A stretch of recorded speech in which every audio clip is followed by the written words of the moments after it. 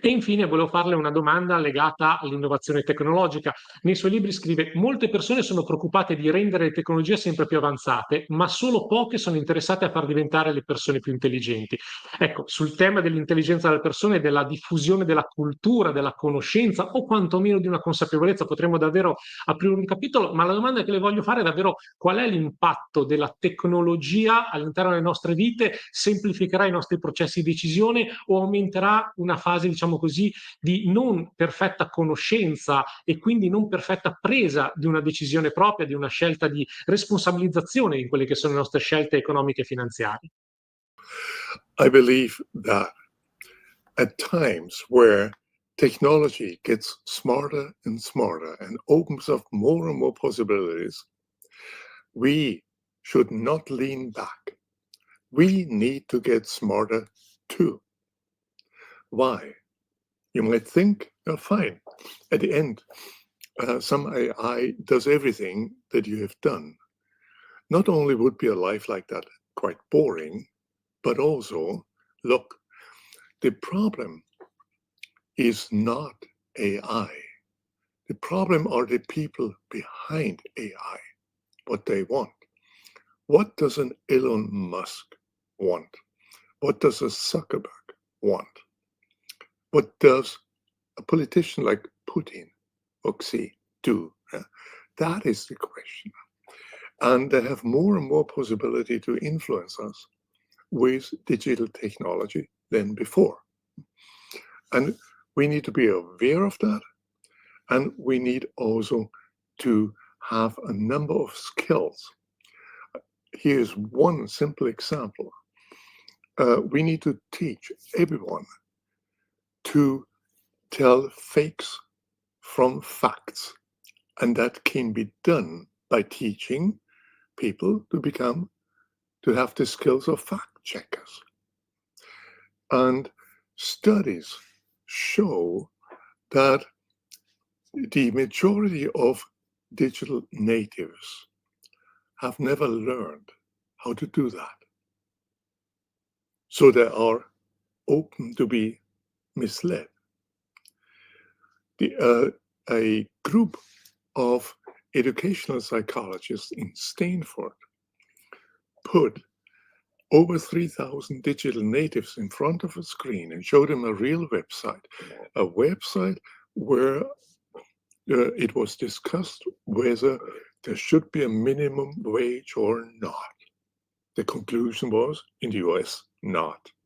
Now, they asked the students, find out whether that's trustworthy. Most of the students had no idea how to do that. They just read the site from the beginning to the end, and it looked cool. And there was a person who signed it with a PhD, so they concluded it's probably trustworthy. Digital technology allows us fact-checking in a way that's much more difficult in the analog world. And one digital heuristic is called lateral reasoning. Lateral reasoning means that you don't read the website from the top to the end as we do reading books or papers. No, you just read until you got it, what this is about. And then you leave the page and use About Us to find out who says allegedly who is behind this website, and then go into other sites and go from behind. And then you may find out, like in this case, that the website is from a PR agency that is paid by some industry who doesn't want to pay minimum wage. So this kind of heuristics, like lateral reasoning, should be taught everyone. And this is part of becoming smart in a smart world, so that we understand how we can tell facts from fakes, how we can judge the trustworthiness, and also what is the intention of the people behind that. For instance, elections are coming up in the US.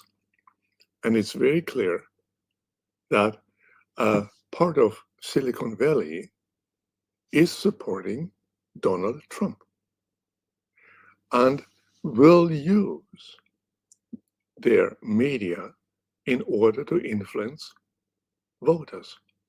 And people need to be aware of that.